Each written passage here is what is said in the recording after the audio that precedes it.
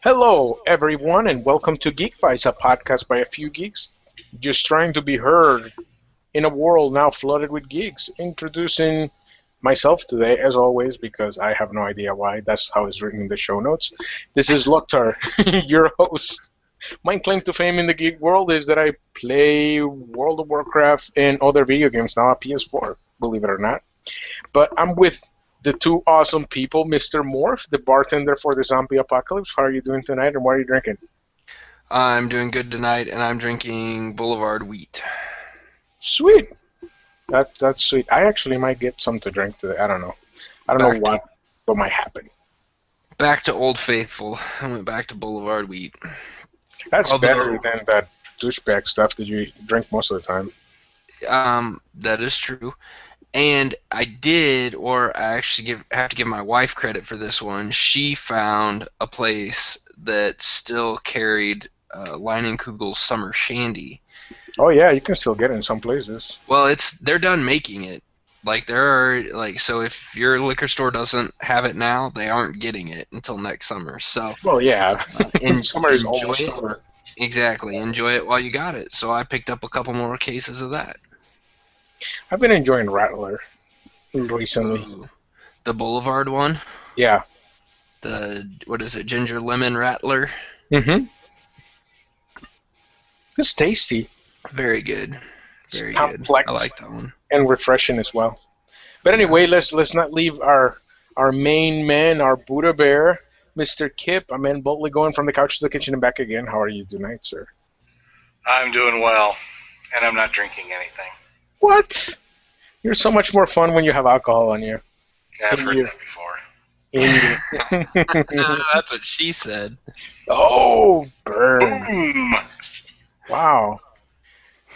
Well, just so you guys know, during the pre-show, they were going at it. So this was not a below the belt shot. This was just a defensive shot. And it's probably going to be like this all night long. Let's just put it that way.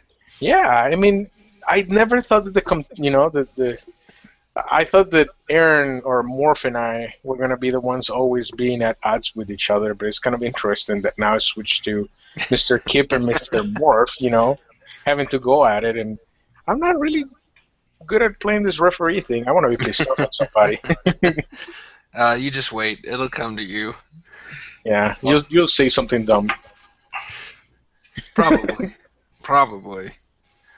But we got a ton of shit to talk about today, so we better get this going, and I want to talk about a lot of things. But I think that we need to start with Mr. Kip, because this is an interesting topic, and one that I'm probably going to have to argue, because, God, let's see, today I was wearing at work a Teenage Mutant Ninja Turtles shirt, and I've worn every single stupid geek shirt that I can think of, and I'm not the only one at work. Like, let's see, today we had an Iron Man, a Captain America shirt, and just overall there's all kinds of geekery going around. But his topic today is, does letting your geek flag fly at work hurt your career? Go. Well, does it? I mean, I think it depends on where you work. I work at an engineering firm where you think that'd be the perfect place to let your geek flag fly, but it's the opposite. Really? So they want more like corporate, straight-laced people? Like, but what is the opposite? Just a normal person? Just what would be the opposite? It's engineering, so there's no normal people. But, it's Morph and I used to work together, and one of the first times we played a board game over lunch, people came in to see what we were doing, and then they'd make comments like, yeah, we've played games before, like chess. Like, chess was okay, but what we were doing was all wrong. And I'll have like a game I'm sitting on my desk or something, people kind of walk by, look at it, and then look at me like, all right, what's wrong with this dude? Speaking of chess, quick shout out, because I have a chessboard at my desk, and today I actually got to play a little bit with one of the people that actually listens to us. So shout out to Mr. Sean at work for getting his ass handed to him at chess. To be fair, though, he did not start with a full board. Somebody else has started um, a pretty ill-fated round, and then he like picked up on it, and we finished it off. But it was cool. I mean, so I also at my desk have my brave cock, which is my rooster that I have on my desk. I also have a motorcycle, Mr. Potato Head dressed like a Bears player, and today I added to the collection a Domo-kun dressed up as Green Lantern. So I let my geek, and I wear like Blizzard, like BlizzCon shirts to work. So I let it fly at work. I would never do it like at a client when I have to go travel and like talk business, but at work I let her fly, and I don't think it hurts me at all. But it might be that it's a small company, I guess. Well, it could be just the type of company. I have friends that work at Sprint and other places like that, and back in the day on Twitter, somebody would post, take a picture what's right in front of you right now, and post it on Twitter. And people would do that, and it'd be their work desk, and you'd see like Star Wars figurines or some other geekery up on the shelves in their cubicle. And where I work, you don't see any of that. There's one guy who has a bunch of helicopters, toy helicopters. I can't really think of anything else that would qualify as geekery, even at my desk. But do you think it hurts you, though? I think it's looked down upon. I really do, and especially in my group. I think they think, well, this guy just doesn't take things seriously, and he just likes to play with his toys, and I believe that's really the way they look at it. Well, and I also think it really comes down to who is in charge and the type of person in charge, because I think a big portion of this is, the perfect analogy is, let's say your boss is a huge car guy, can listen to an engine and tell you the type of engine it is, can see a car, driving down the street, make, model, year, and how many years they use that same body style, that kind of car person. And let's say, employee A is a complete and utter geek and lets his geek flag fly all the time, just like you had said, has stuff all over his desk, and wears comic book t-shirts. But then employee B is another car guy, and he has car pictures and posters all over his desk, wears car t-shirts all the time. Who's that boss going to side with when it's between A and B? But I think that you're making you're making an unfair comparison, because you're just saying common hobby, because I was actually hurt by somebody having a common hobby before, but it was golf, because I wasn't a golfer. Somebody got a project because they were a golfer, and the boss was a golfer. So I've seen it happen with common things. But what if my boss is a geek too? You know what I mean? What if my boss is also a comic book or a video game geek? Yes, that was where I was going with that. Yes, it could go either way. If your boss is into that kind of stuff, or if people in management are also geeks, then letting your geek flag fly is not going to hurt you, is not going to hurt your career, because they're not going to think anything less of you.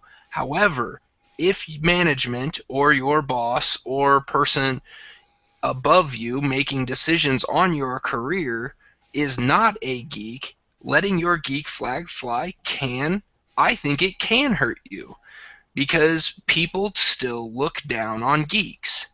People still look down on people who have this kind of a hobby. I agree. And it would be nice to work for a place. And I think if it's more of a computer industry, like programming or something along those lines, I think it's far more accepted. But where I work, where people take themselves far too seriously, it's a bad thing. Well, and I don't mean like, and I'm not saying that being that everyone should go hide their geekness, because at my new job I haven't shied away from anything. I had somebody find me, actually found our podcast here on YouTube, and she came over and was actually really embarrassed to bring it up, and I'm like, no, I'm not embarrassed by it. I enjoy doing this stuff, and I have no problems telling anybody. I was in our department meeting, and as the new hire, one of the new hires of the month, they wanted me to talk about myself and things I do for fun. And I brought up reading comic books, watching movies, playing video games, doing a podcast. I, I don't hide any of this stuff, and I don't feel that it's hurt me and my. I don't think it's hurt my career yet, but I've also only been there for a month, so Is it an age thing? Is it a generational it thing? very well could be. But I mean, in the same sense that there is, not everybody is into the same hobbies. But, okay, let me put it this way then. So what about tattoos? Because tattoos have become more and more popular in recent years. Mm-hmm. And tattoos are not hurting people in the professional world as much as they used to. Like it used to be, if you had tattoos, basically you couldn't even get a job in McDonald's. I Yeah, remember that. I remember that when I filled out, like in high school, the first application to McDonald's, it was like no earrings, no tattoos, no long hair. But now I've seen tattoos everywhere, so it's becoming more socially acceptable. So you yeah. think tattoos are more socially acceptable than even being a geek? I think it depends on the position you're looking for. If you're in sales of a straight lace type company, if you have a lot of tattoos that are, if you're wearing short sleeve shirts and you have full sleeve tattoos, I can see that being an issue. However, if you're in the music industry, if you're working, if you're a mechanic, or if you're a different kind of industry, one that's a little less straight laced, more blue collar, they're not going to think anything of it. So, I mean, does it hurt your career? I think the question is, what's your career? Well, I'm a consultant, so I get to go to places that are super straight-laced, like, especially healthcare and banking institutions are super, super straight-laced. So I would never show my tattoos, and I would never, well, I, I have to dress up for the client, but it's more for the client than for my place of employment right now. Right. And before, when I worked for a huge, large corporation, it was kind of the same thing. Like, I probably wore more collared shirts, but I definitely wasn't afraid to show my tattoos. Oh yeah. Um, especially when I was like back in the, back in the home, office or whatever. But I don't know. I hope it changes. It makes me sad to have to admit that you guys are completely right.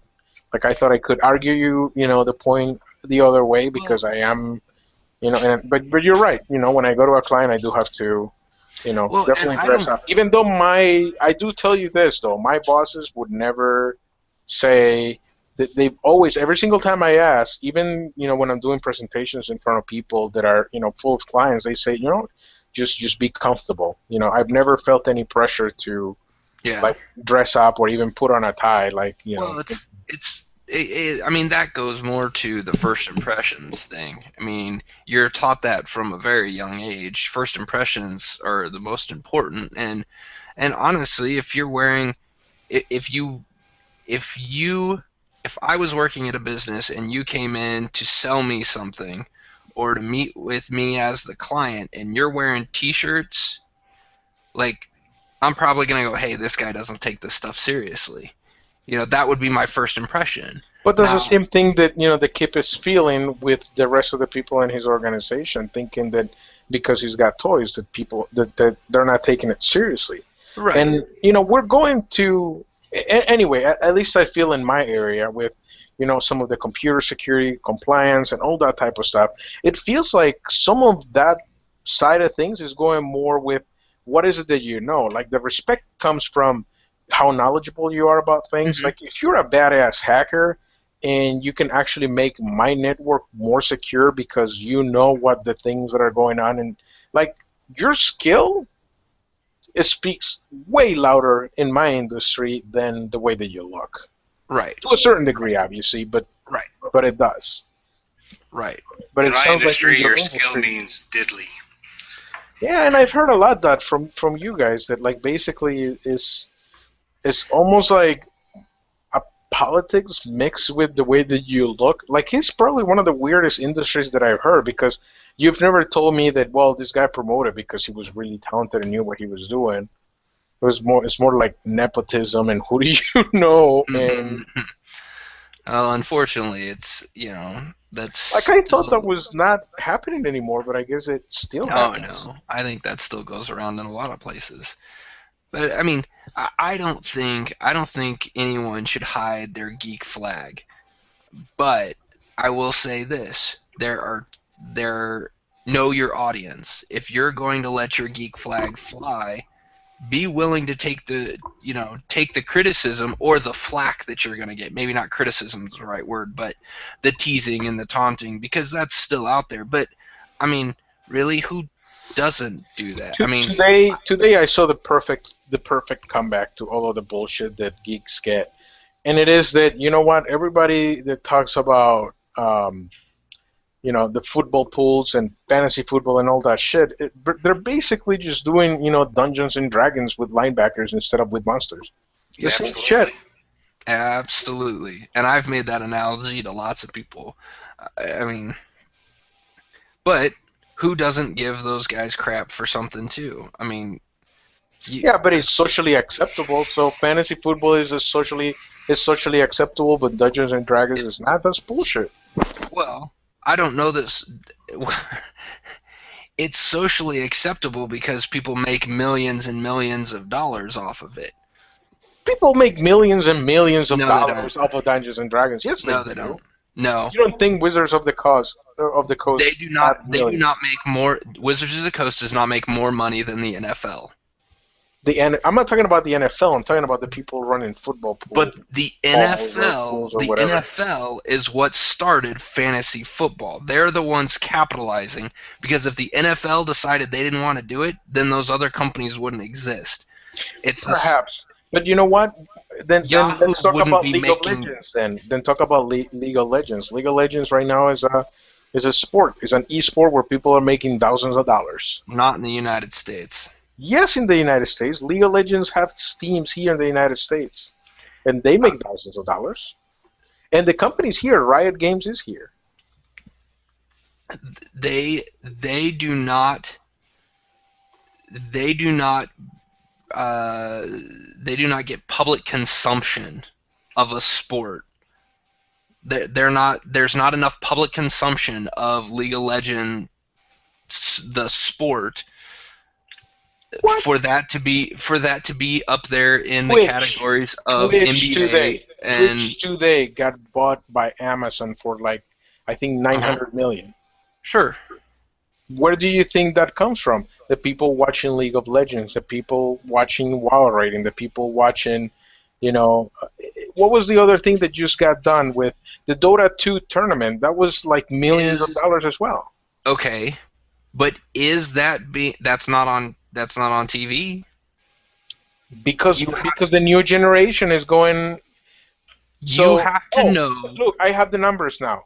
Uh-huh. $10 million for the international, which is the Dota 2 tournament, which is Mhm. 14 teams, 70 players.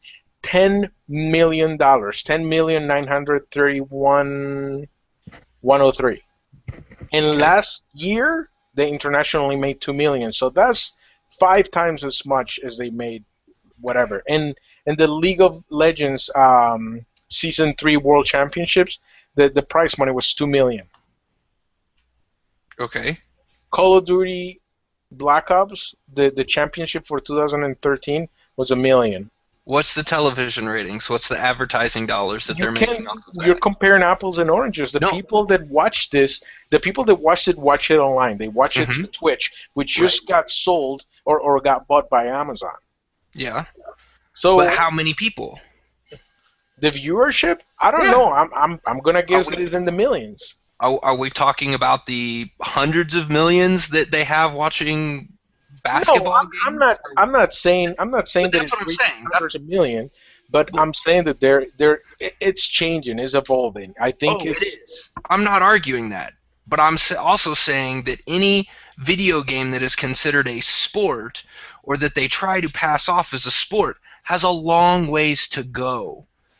Like, they're not going to get there tomorrow. They're not going to be there this year. They might not be there in 10 years because it takes a long time for that thought process and for that public consumption to change. I mean, you're looking at. And what I'm saying is the psychology behind it. That the same psychology that it takes to play Dungeons and Dragons that makes it addictive is the same psychology that it takes to get addicted to, the competitiveness of fantasy football, which is the same competitiveness that, the people that do CrossFit get into, stats and trying to beat your records and all that other stuff. Exactly. Keeping numbers. Yeah. It's psychology. At the end of the day, it's the same psychology. So I think that, it's the same stuff that baseball's been using for decades. right, that people love following numbers and following things that get better and following progressions and stuff like that. That psychology is the same thing that, we get geeked out about playing a video game, about getting a character leveled up in Dungeons and Dragons and all of those things. So, and that's my point, to bring it back to the point that flying your geek flag. How many car guys, like I have a car guy that works with me right now, and he's like working on an old, what is it, Land Cruiser? Yes. So like an old Land Cruiser, and he's like, putting big wheels on it, and he actually like takes it out into the mountains and goes up and stuff. And he's totally like devoting hours of time of his free time into working on this car. I think that's being a car geek. You know what I mean? Yeah. And Absolutely. Call it whatever you want, but it's still a geek. And he might be a geek about, maybe CrossFitness or his car or whatever.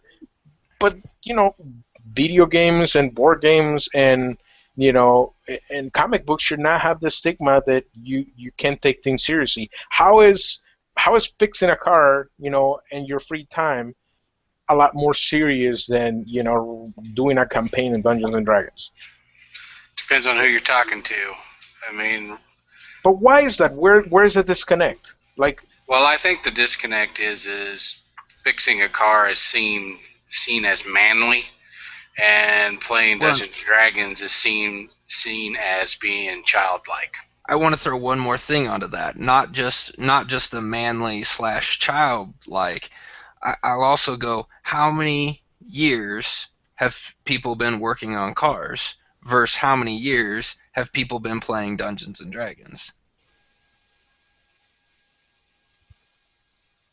You're talking about a giant discrepancy.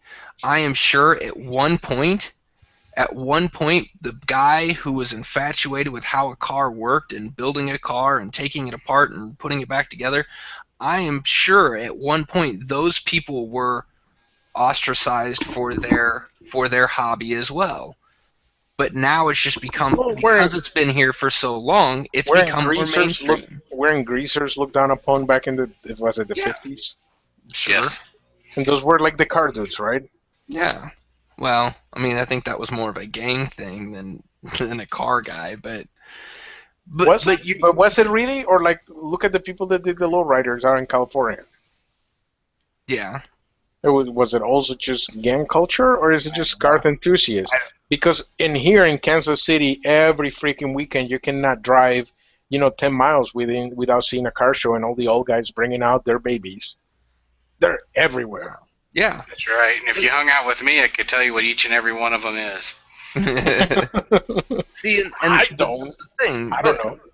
I think it is a time thing, and I think eventually, as people like the three of us, or maybe even go one step further, like my kids, and that when they get older, there's a good possibility that when they get older, they're not going to have this stigma for playing video games, because so many people are open and do it, and it becomes the norm. It becomes like some guy going out and playing baseball in his backyard, or going and going and working on changing the oil in the family car with their dad. So is this it becomes geek a normal awareness? thing. We need to.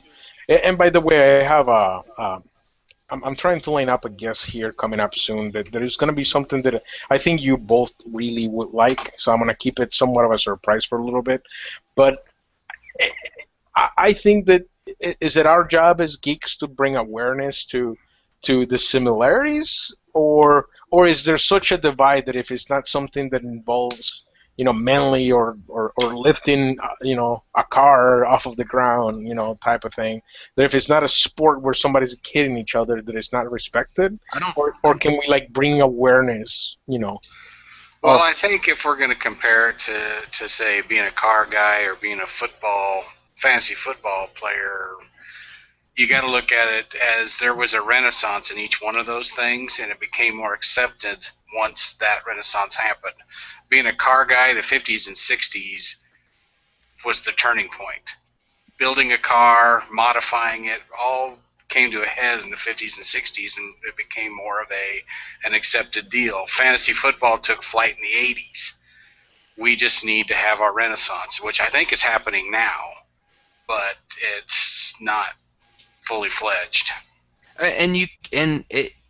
Go back to Logtar's point about Twitch being sold to Amazon. That is, or Amazon purchasing Comixology, or Disney buying Marvel.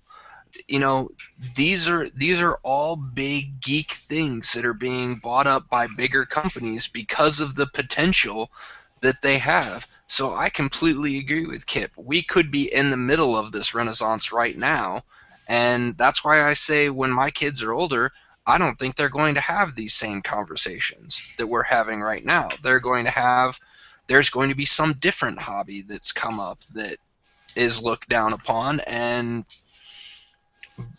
playing video games, reading comic books, that just becomes normal. 970 million, by the way, is how much they paid. I just want to point out that in the same episode, Logtar and Morph have both said they agree with Kip. Let's just write that down somewhere. I reluctantly agree with you because I wish it wasn't true. I wish it wasn't true as well, but it is. And the closest I got to it being accepted was when Morph and I worked in the same office, and we found two other guys that we could lock ourselves into a conference room and play a game over lunch. Well, I think so. Basically, you're saying is that Morph ruined your life when he left work. No, I'm just saying that we Go ahead and say it. I know it's coming. It's just one of those things. I mean, it takes a certain amount of people to play a board game. Well, and it's strength in numbers. Yeah, and it's strength in numbers. We lost Morph. Two of the guys are in the class of people that are exalted there, so they get stretched pretty thin. So I'm just left at the bottom, and I have to kind of hide it. That sucks. So you went back in the closet? I'm back in the closet, and I'm back in the geek closet. Well, and that's the thing. You don't have to hide it. There's just nobody else there to share it with you, or not as enough people. And honestly, I also want to say that I think the internet has actually hurt this process some, because it has stretched people out so far that now you don't have that relationship. You can't create those numbers in a smaller area. Think of your car guys in the 50s. In order for those people to hang out and talk cars with everyone else, they all had to get together.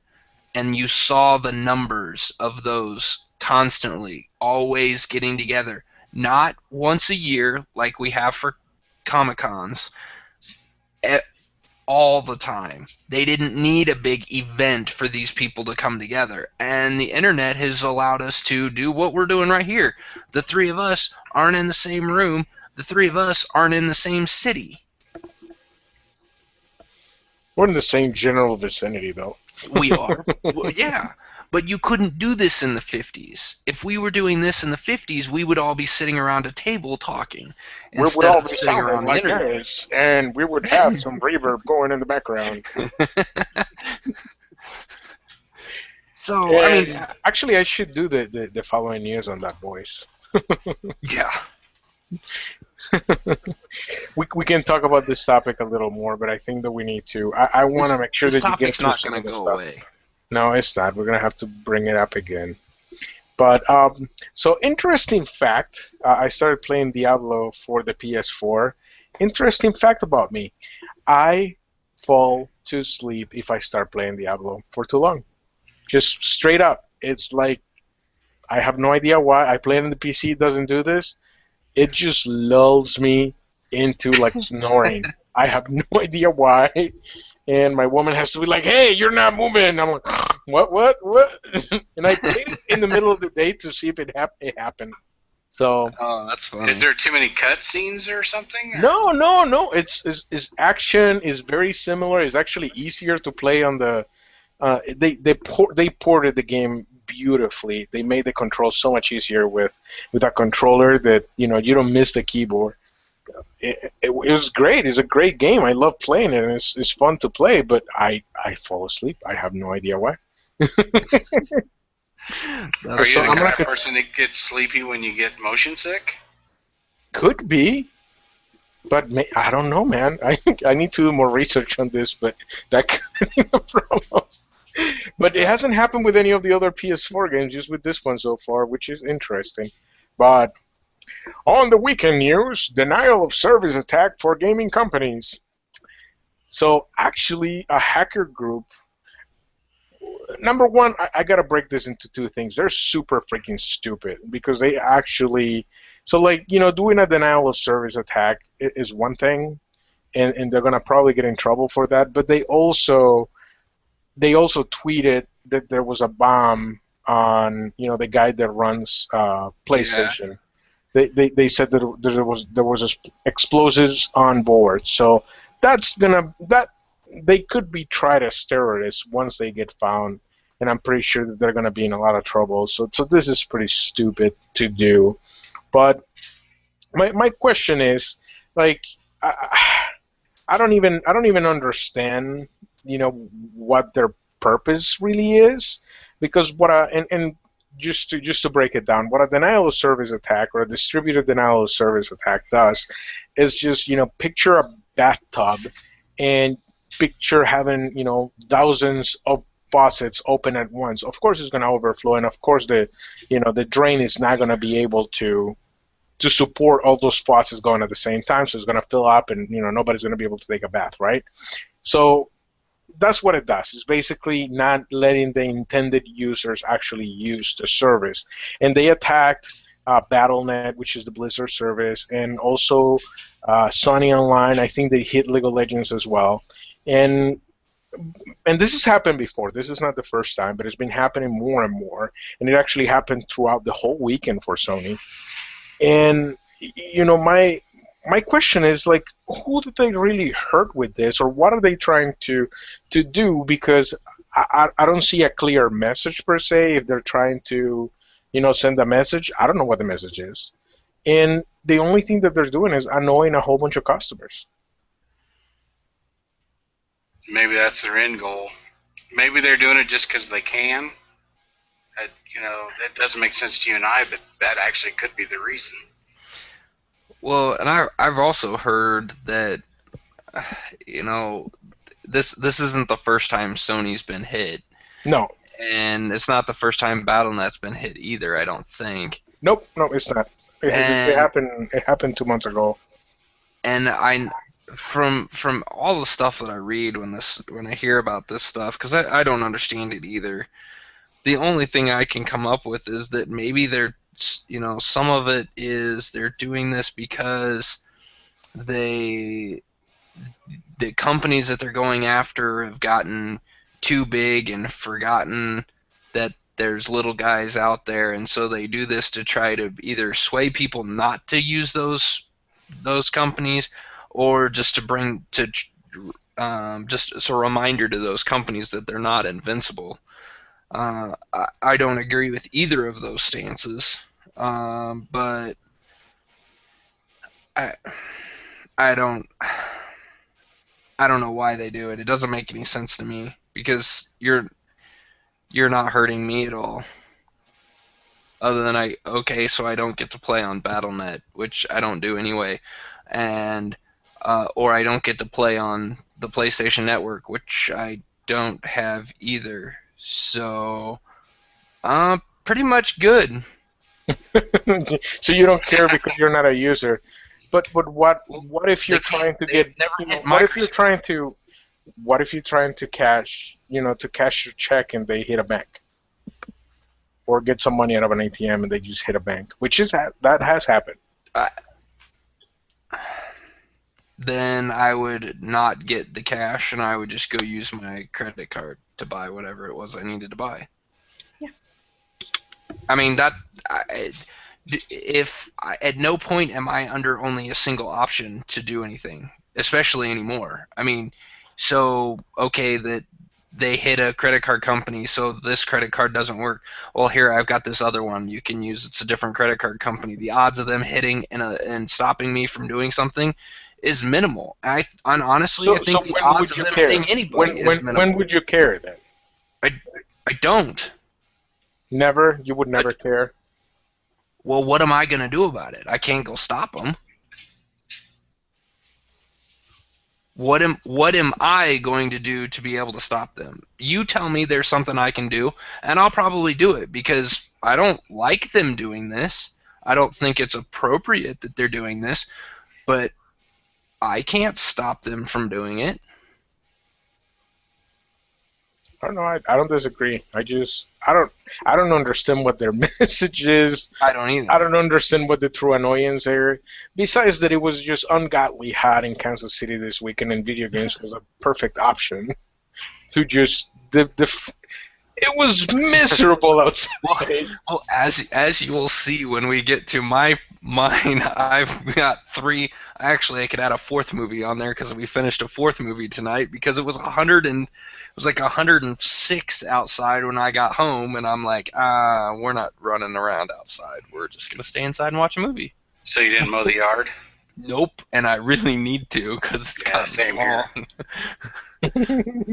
Oh, that's why you guys need to hire my friend Hector to do your lawn. I don't have to worry about that at all. Yes. I'm so spoiled. That's exactly what I need to do. Spend more money that I don't have. Oh, whatever. You got to be making more money since you abandoned your friend behind enemy lines. I am, and I'm spending that more money on a regular basis.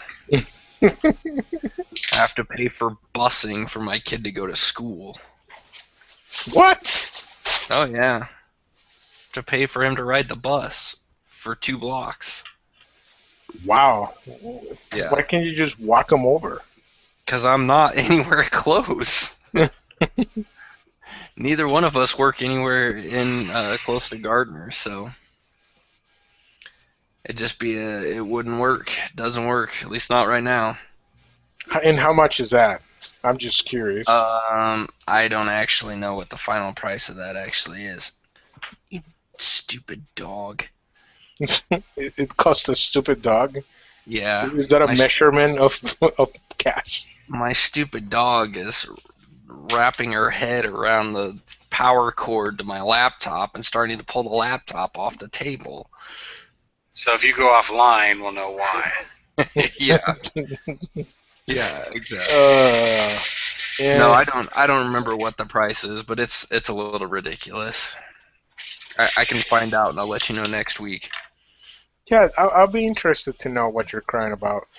Well, and there's few places, like I know growing up in Lee Summit on the Missouri side, a lot of the cities over there actually have a school tax and a bus tax. So all the people in the neighborhood, whether you have kids or in the city, whether you've got kids in school or not, pay a tax to help keep the school buses running. And so the kids all have free busing because Yep. this is already paid for. Well, a lot of the cities in Kansas don't do that. So, Why do you live in Kansas again? because it's closer to where I work. Kansas is a weird state, man. Kansas is definitely a weird state. There are some weird stuff here. I Yeah. can't argue that. Can't argue that at all.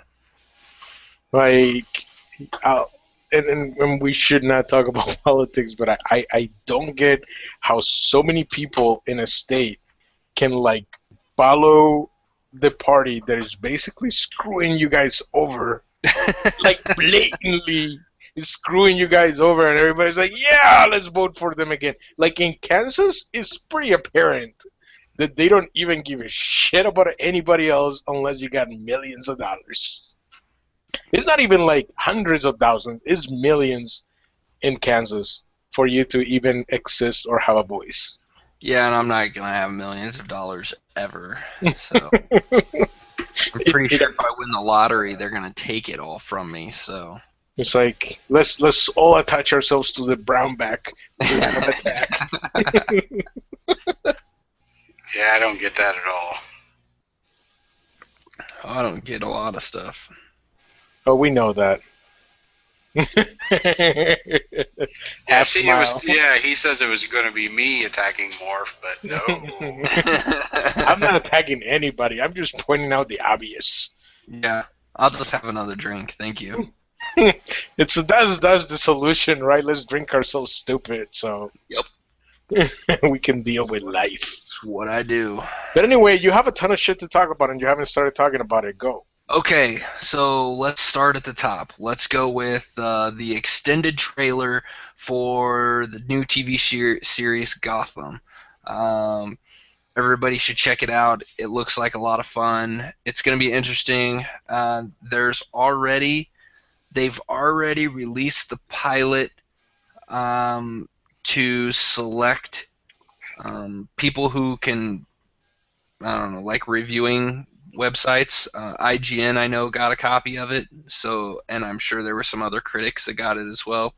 So, if you search the internet, you can actually find people talking about the pilot and trying not to release spoilers for it. But it looks like it's going to be pretty good. First episode, from what I can hear, is going to be a little interesting and kind of a lot of throwing shit at the wall and seeing what sticks. But that approach is not uncommon. So go in, watch it, see what you think, and it premieres September 22nd. The other stuff on my list is I got into a movie watching marathon over this wicked hot week that we've had. And so we'll start with the first one that I watched, and we'll end with the last one. How about that? Doctor Strange, Sorcerer Supreme, came out in 2007. I watched all of these on Netflix, so if anyone wants to go watch these on Netflix, I recommend it. All three of these movies that I've got on here are really good. They're short movies. They're an hour and 20 to an hour and a half long. They're quick movies to watch. They're all animated. They're all ages. The closest one to maybe being a not all ages would be the Doctor Strange movie. It kind of tells about the origin of Doctor Strange, which I know very little about. But in this movie, you get to find out how he becomes the Sorcerer Supreme. He gets to battle Dormammu, and I think this is probably the movie that I look at and say this could be turned into live action. And if they do a live action Doctor Strange, I could see it being very, very similar to this movie. So, if you like Doctor Strange, go check this out. Doctor Strange, the Sorcerer Supreme. The other movie that I watched, the next movie, is Thor: Tales from Asgard. Again, another short hour-and-a-half movie, animated from Marvel. And this one tells the story of Thor before he becomes Thor.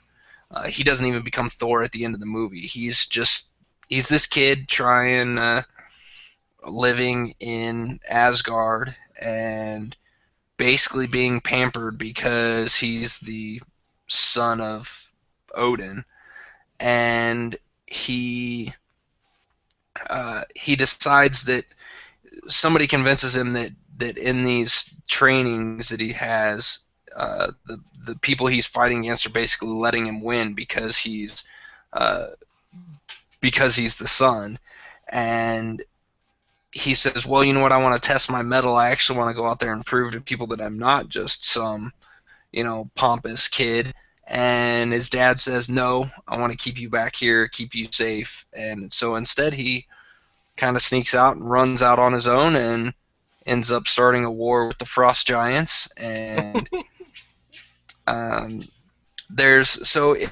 a fun movie. I can see a lot of similarities between the movie and the first Thor movie. Which is kind of another thing that kind of solidifies the idea that Doctor Strange could get turned into live action. So this movie came out in 2011, which I think that is still before the first Thor movie, but I can't remember, and I didn't think about looking that up before I started talking about this. But it's really good. I recommend it. It's Thor: Tales from Asgard. The third Marvel movie that I watched was it was actually picked out by my son, my oldest one, who's 5, and it's called The Next Avengers: Heroes of Tomorrow. This one was a lot of fun to watch. It was very, very kid-friendly. All the heroes are actually kids. This is to set up the setting for this movie. The Avengers have had kids. Captain America and Black Widow actually got hooked up and had a kid. You've got. I'd watch that movie. They're not going to show the porn version of it. No, they just talk about it. There's a kid that is the descendant of Black Panther. There is Hank Pym and Janet Van Dyne, I believe is her actual last name, the Wasp. Giant Man and the Wasp, or Ant-Man and the Wasp, whichever way you want to go with that. They have a kid. And the other one is Hawkeye has a kid, and you have here's the interesting kicker, the daughter of Thor. Since last week we talked about the new Thor being a female, I figured this would be fitting that we have a daughter of Thor in a movie. And these are kids that have been basically kept in isolation because Ultron has gone and destroyed the world. Another tie-in to the current Marvel universe. Wow. Or the future Marvel universe. Ultron is going to be in the next Avengers movie. And kids get dropped into a situation where they have to then defeat Ultron to save the world. And they basically do it by befriending Bruce Banner, who's kind of just been hiding from everybody, and so that he doesn't turn into the Hulk. And so it's a very fun, it does not require a whole lot of thinking. Do not go into any of these movies thinking you are going to be dissecting anything, because these are definitely written for kids. They are very simple plot lines. You can see it coming a mile away. But doesn't mean that they're not fun to watch. So I recommend watching them. That last one is The Next Avengers: Heroes of Tomorrow. And the last thing that I've got on my list before we get into the main topic is I want to throw a shout out or a challenge to anyone listening to this podcast. The Doctor Who season premiere was released on Saturday. I have recorded it, but I have not watched it yet. And by the time this episode of Geek Vice airs, there will probably already be a second episode of Doctor Who out there. I challenge anyone out there listening to this who has an opinion of Doctor Who in the season premiere or the first or the I guess second episode of it to email us at geekvice@gmail.com and tell us what you think. And next week I'm going to be talking about Doctor Who, so I'll read your emails on the air if they're good. So bring it. And I'm done. Yep, I just woke up. Perfect timing. And I'll be hating on Doctor Who. You hate on Doctor Who? I do. I don't like Doctor Who. I've never liked Doctor Who. Why? Because it's too campy? It's supposed to be campy. I hate get on that. National Lampoon? Yeah, a little bit. Do you hate on Christmas Vacation? No, I like Christmas Vacation. That's campy. So I can pick on the campy I like and campy I don't like. I don't like Doctor Who. Fair enough. Doctor Who has never been entertaining to me. No, I can't argue it. I can't say you're wrong. I mean, you've been trying. No, I'm just giving you a hard time for it. I enjoy Doctor Who. I like it a lot. So Doctor Who is more about the companion than the Doctor. And as soon as they started putting pretty boys on Doctor Who, I was like, this is like a chicks show with, I don't know. Well, and this one you might actually like the new Doctor that they've started with. That Peter Capaldi is not a young guy at all. So you might actually enjoy this. I'll tell you who my favorite Doctor is. Tom Baker. I don't know if it's Tom Baker. Let's see. Christopher Eccleston. Was he Tom Baker? No. Tom Baker was the one with the scarf. Tom Baker. Christopher Eccleston was the bald guy or shaved head guy when this got rebooted. Well, I don't know, continued, brought back after its hiatus. The new Doctor Who. Yes, that's probably my favorite Doctor Who. No, I'm good. I'm okay with that. I like Christopher Eccleston. I liked him a lot, and I will say that the guy after that, David Tennant, I liked a lot too. The companion of Mr. Eccleston, the companion during that season, eventually went on to play on this show where she was a prostitute. Yep. I saw that show. She was also it wasn't Billie Piper. Billie Piper is the actress's name. She played Rose Tyler. Yeah, she's done quite a few things. I liked her. She was actually on Doctor Who for quite a while. I don't know. This is the thing, and we have a common friend that is really into the whole Doctor Who thing, and he's. And actually, no, I have two friends that are really into Doctor Who. One of them even has like a little Dalek in his house and everything. And it maybe has to be something that you have to watch when you were a kid to get into it. And I saw Star Trek when I was a kid, and I saw Star Wars to a certain degree when I was a kid, and it was okay. Well, I can throw a wrench in that theory right there because I didn't start watching Doctor Who until maybe 5 or 6 years ago. And you like it? I love it. I think it's awesome. What do you like about it? I like that it is not written so serious in every episode that it loses itself. It has no problems making fun of itself while it's telling a story. I mean, it opens holes. They open holes on purpose with this whole time travel thing, and they're like, you know what? We don't care. We're just going to do it. We're just going to tell a story that's fun, and there's some. If you stopped watching after Christopher Eccleston, there are some stories that come out after that are. Or some arcs some sets of several episodes that are really good and will tug, they'll tug on your emotions as you're watching it, because they just do a really good of surprising you with things. Some of the bad guys that they create for this, some of them are really cheesy.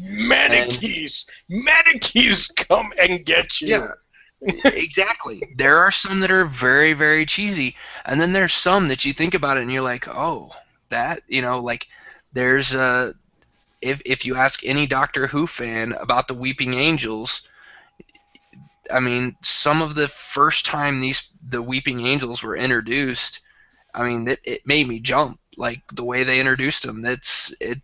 Not that they're scary in the sense of they make you not sleep at night, but while you're watching a TV show and you get into this and then you realize what's happening, it provides an intensity to a TV show that I don't think you get in a lot of places. You want a smart TV show like Almost Human? Doctor Who can be that smart TV show. Oh, no, you didn't. I did. I did it. Wow. Boom goes the dynamite. That's all right. Give it another shot. I might give it another shot since there's a new Doctor, and it's not, I can't. And that's the thing. If you don't like, and here's the best thing about Doctor Who. This is what I like about Doctor Who more than anything else. If you don't like the guy playing Doctor Who, wait a couple years. He's not going to be playing Doctor Who anymore. And the way they write it so that it can be the same character but different actors every time is pure and utter genius, and they came up with this before World War II. This is a storyline that has been going on for so long that it is time tested. I hope that we have at least one viewer that doesn't like Doctor Who, and they can send us an email saying how much they hate the show. I just hope we have somebody email us. I'm pretty sure Trevor would. I'm pretty sure Trevor would. Trevor likes us enough to say something. I just don't know how he comes down on the Doctor Who fence. Yeah, I don't either. I know if we could get Katie to listen to this, she's a huge Doctor Who fan too. Which Katie? Yeah. You're Katie. Katie Jackson. You're Katie? You guys own each a Katie? Well, it's the Katie that used to work with us, or used to worked with John, or works with Kip. Doesn't work with me anymore. Yeah, because you left a friend behind bailed. enemy lines. You do. You bailed. I'm evil. Yeah. So we have a main show today. Yeah, we do. Do we even want to talk about it or no? I say we go for it. Are you sure? Yeah. I'm in. Let's do it. Okay, Come on. Okay, who wants to set it up then? Because I want to be counterpoint. All right. Go, Morph, go. I'll go with this since I put it on there.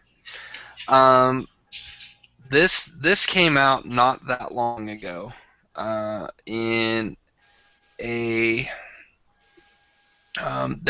Spider-Woman. We'll start with that. And this is supposed to come out in November, I believe, was the original, or was going to be this book released for Spider-Woman #1. It is a variant cover. For those of you that don't know, a variant cover is a special incentive cover. They are not usually sold at a 1-to-1 ratio. In other words, you have to buy 25 of the original cover to get one of this variant cover, or 50 of the original to get one of the variants, something like that. So this is a special cover, usually costs more if you want this cover. But the interesting, or the thing that caused the backlash was the picture that was used for this.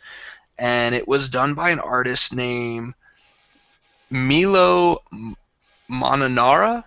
Manara. Manara. His name is actually Maurizio Manara, Okay. who's actually an Italian comic book writer, and his Yes. style is very. He does erotic work, and I know about Very him. erotic.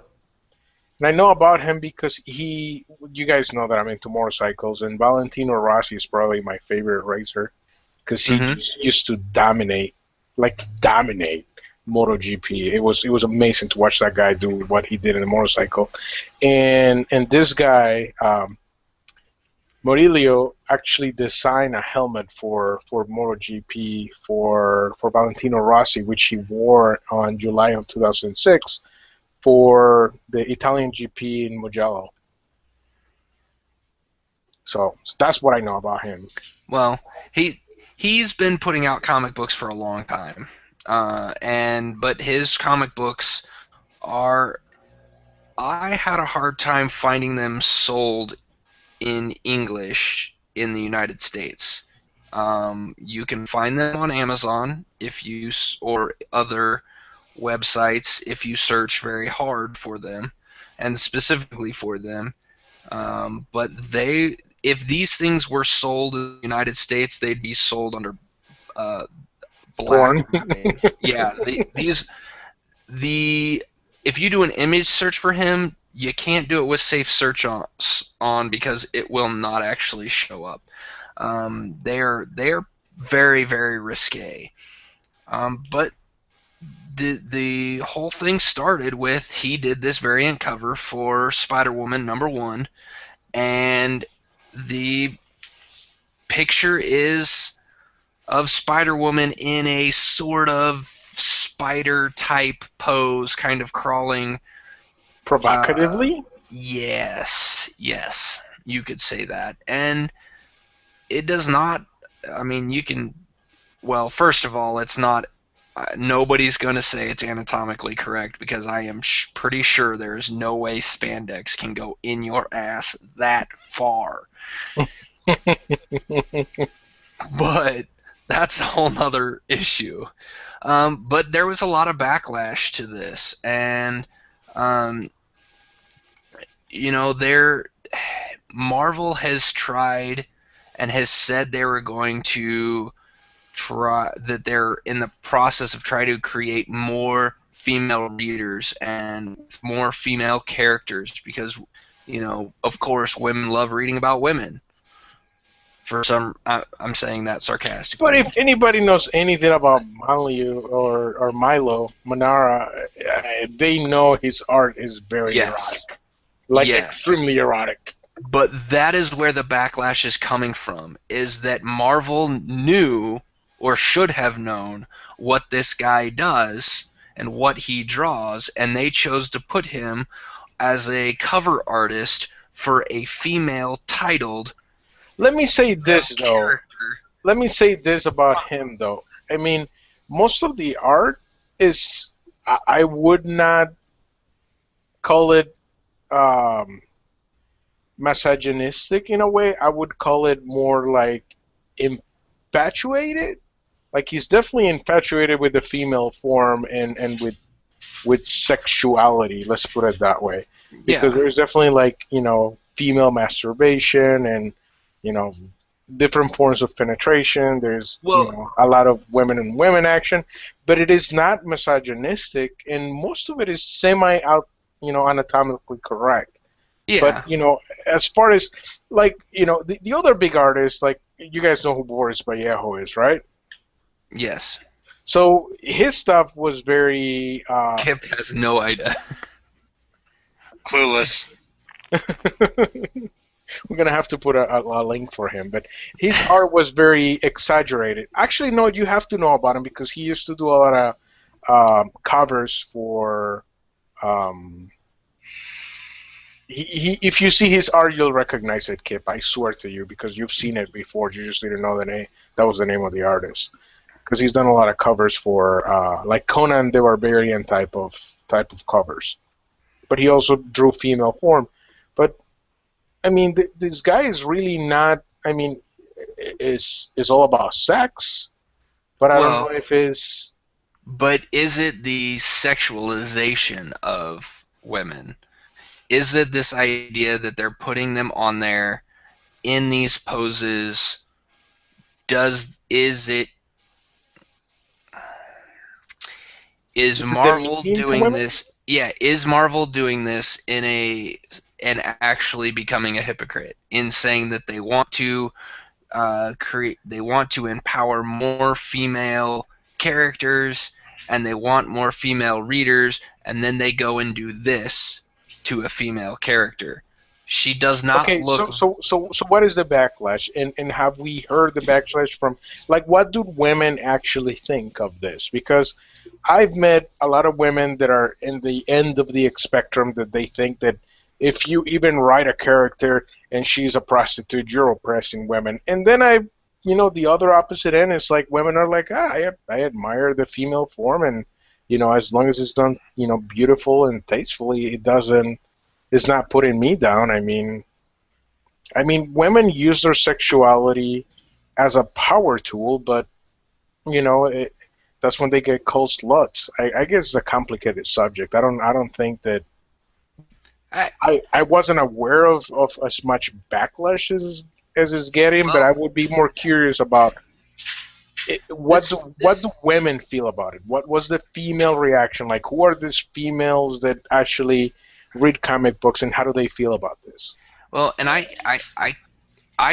couldn't find anything specific to a Actually, female saying Christy this Brown, isn't right. what's do you talk to her? Is she a comic book person, Kip? I don't know. I do know she is a comic book person, and if we're having lunch or dinner with her like Sunday, I guess I could ask her that question. But I the was bigger gonna I was gonna send her a chat because she's online right now. the Do it. the bigger thing to this isn't so much the backlash straight from the picture. It's almost from some of the things that are coming from Marvel in the way that they're handling this. And this is the part that I just think is interesting, or a little. I'm a huge Marvel fan. I read a lot of Marvel comic books, but sometimes they handle PR stuff like they're a bunch of freaking morons. And they basically tried to sweep this under the rug, like, this isn't that big of a deal. Hey, who cares? It's just another guy. And well, and their argument is, well, it's not like his other stuff that he's done in his own comic books. And it's like, well, but that's not really the point. I think Marvel is missing the point, and that they had a chance to do something to promote females, and instead, I don't think this is promoting How do females. you? Okay, what would make you feel like they are promoting females? Like I don't know. over Making sexualizing it? making her not look like she's gonna go suck some guy's dick might it be a more appropriate picture. I mean, I don't she think looks it was the position of her head that people had problems with. well, but she looks. I mean, honestly, I just don't. I don't like the picture at all. I mean, I wouldn't go buy it. I don't. I don't know. There could have been. I'm not an artist, and I'm never going to be confused for an artist because my art pretty much just flat sucks. But I mean, I don't think that this. I think there could have been a better route that they could have taken, and I think they could have. I think Marvel could have, if they wanted this artist to do this. Some of his other pictures, some of his other covers that he's done, look a whole lot better than that one.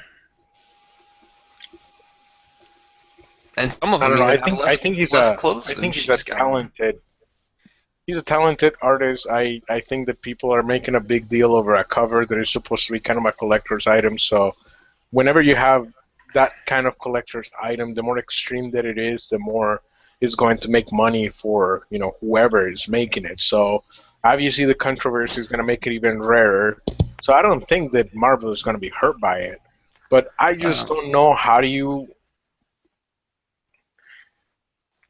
Well, know. we already run into this situation in the comic industry of, you know, the every female superhero has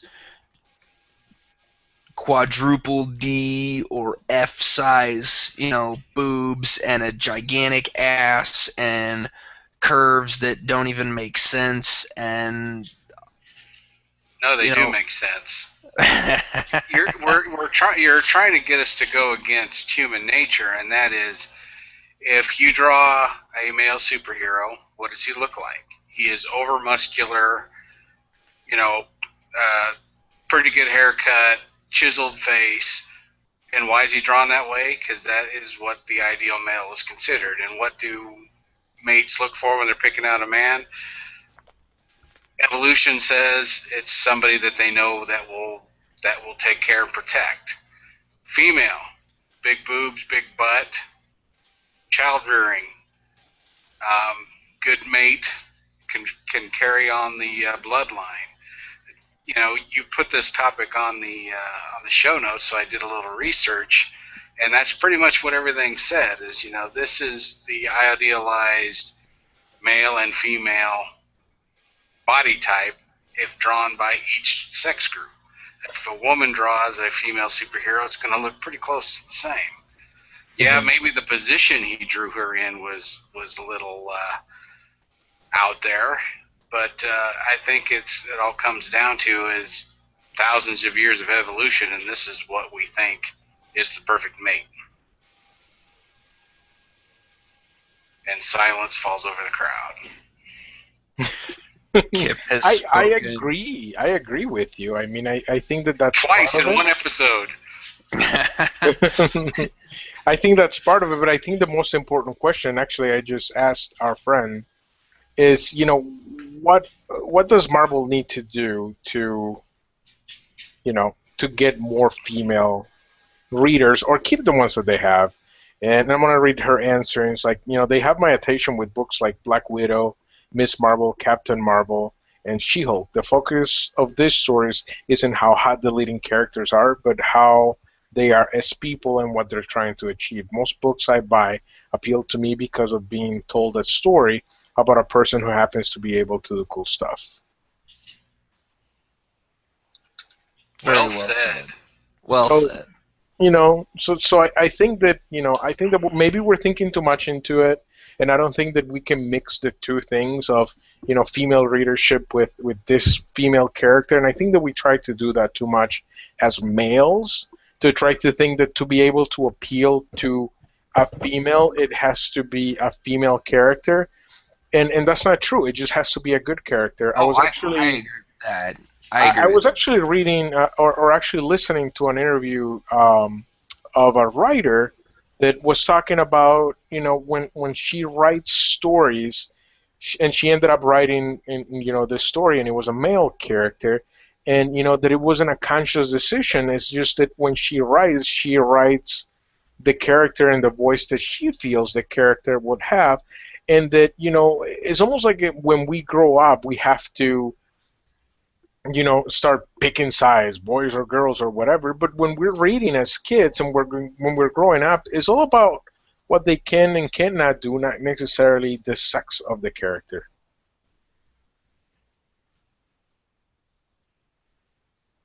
Yes. So we agree?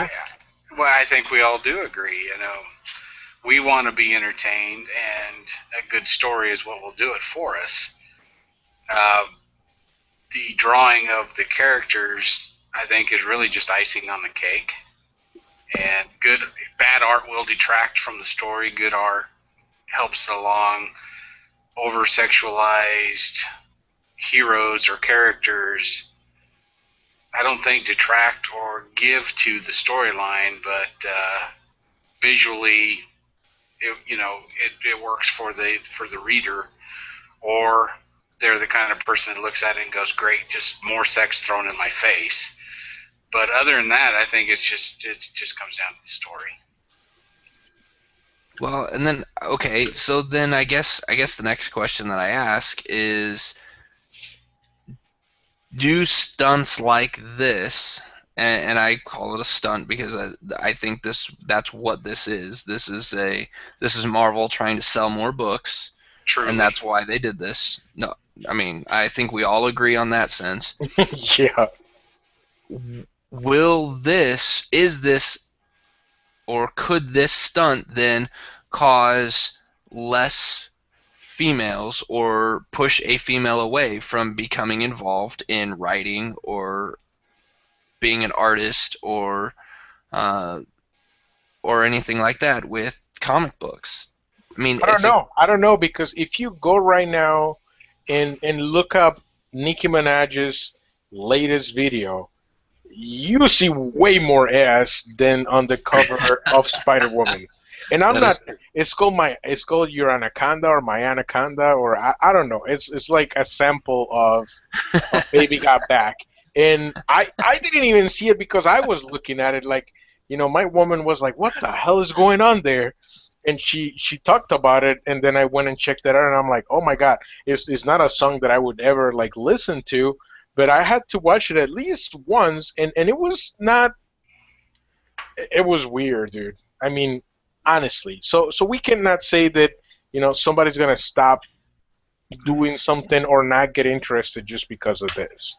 I well, mean, but the would you music would you industry. stop would you stop reading comic books if they feature a gay couple, No, in a comic I book? wouldn't. I Right. would, but they're not worried about losing me. I've been reading comic books for way too frickin' long. I'm not gonna quit. I but the the problem that comic books have right now is they aren't creating enough new readers. At some point right now, I wish I had this stat pulled up, but the average age of the comic book reader is in the 40s now. Oh no.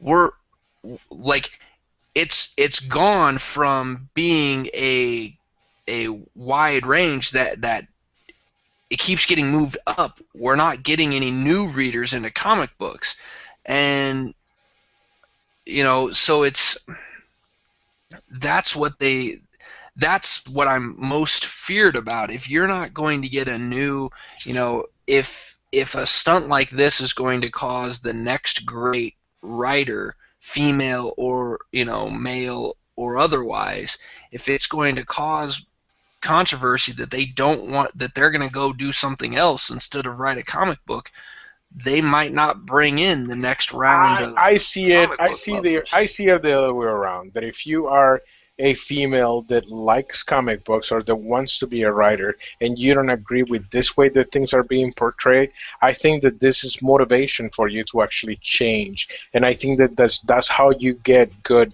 new media, new comics, and everything else to people having that counterculture to what we see out there. And I think the only way that we're going to change the whole tits and ass mentalities in comic books is by having better writers and better artists actually writing and actually creating content that is good. It has a good story, like it was mentioned earlier, and is actually going to create, just the content will speak for itself. And but I don't know. I don't know if the medium is going to stay alive forever. I mean, it kind of scares me that the median age is 40 now. Yeah, I mean, it's pretty bad. I mean, I, I wish I could say I was helping to counter that, but I'm closer to 40 than I am to anything Yeah, else. you're So you're not getting any younger.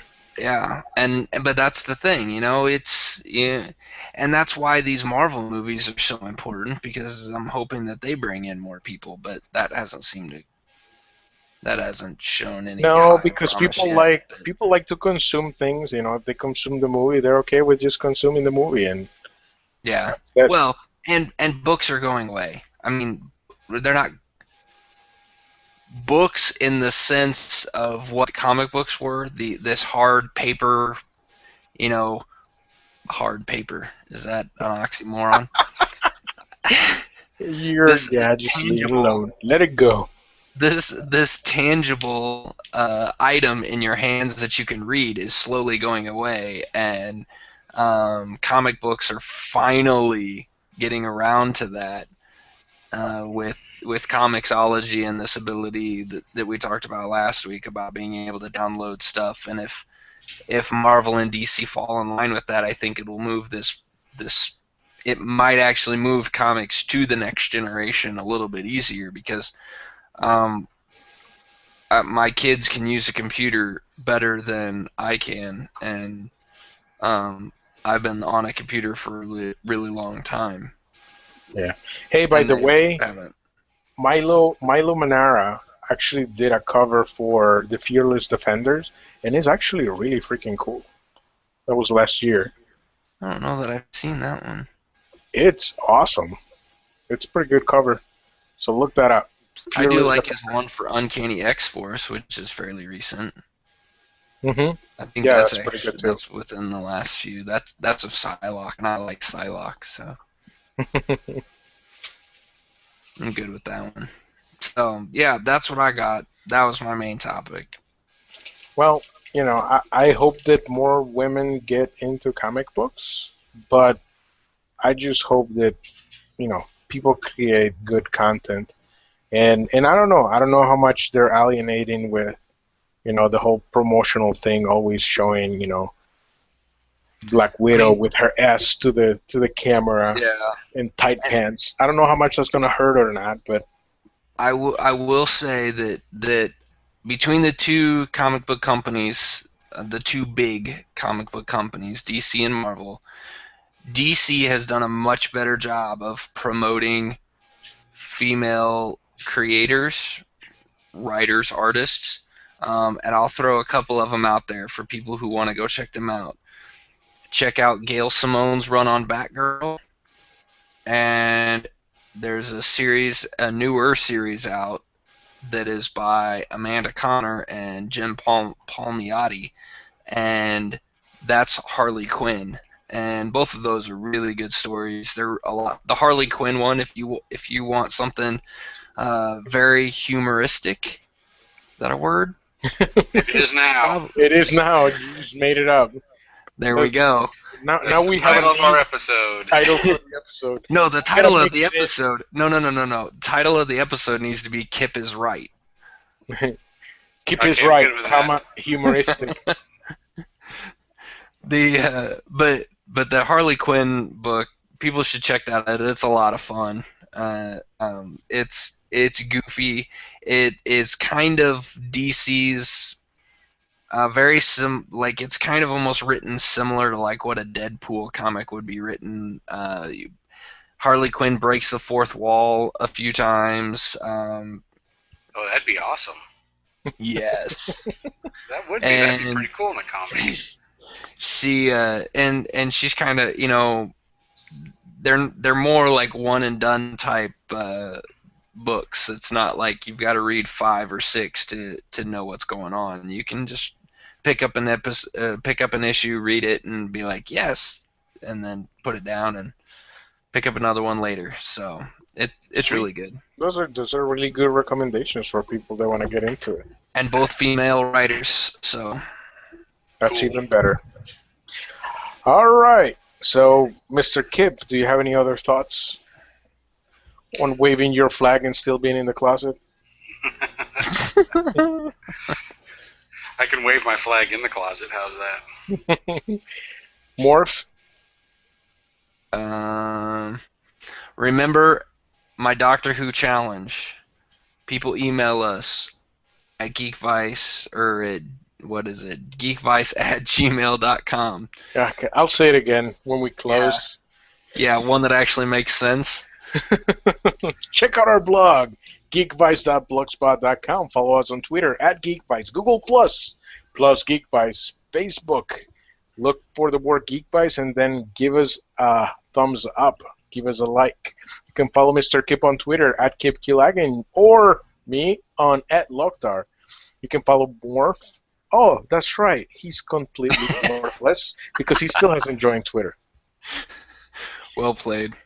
Thank you, everybody, for listening to our ramblings. And if you want to comment on Mr. Doctor Who, the new one, or if you want to say that you hate it like I do, you can email us at geekvice@gmail.com. With that, we close the show.